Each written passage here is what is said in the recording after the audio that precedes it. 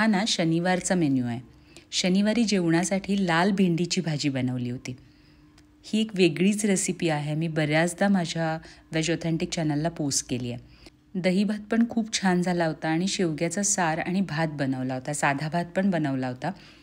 तर असा मस्त मेन्यू होता.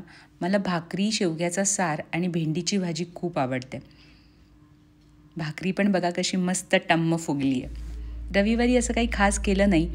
सोमवारी मात्र तनिष जर्मनीहून 1.5 वर्षांनी आला. स्वतः मिळवलेल्या पैशांनी त्यांनी सगळ्यांसाठी गिफ्ट आणलं. मग काय आता महिनाभर भरपूर रेसिपीज तुम्हाला बघायला मिळणार आहे. माझ्या फ्रेंड राजश्री यांनी मला स्टार फ्रूट दिलं. बऱ्यापैकी आंबट असतं हे फळ.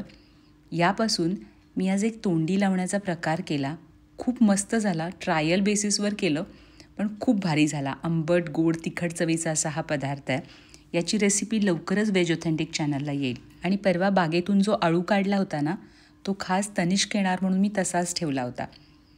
तर आज त्याची आळूवडी बनवली आणि संध्याकाळी पावभाजी. असा पूर्ण दिवस जरी माझा स्वयंपाकघरात गेला असला तरी आपल्या मुलांसाठी खायला बनवण्यासारखं सुख नाही.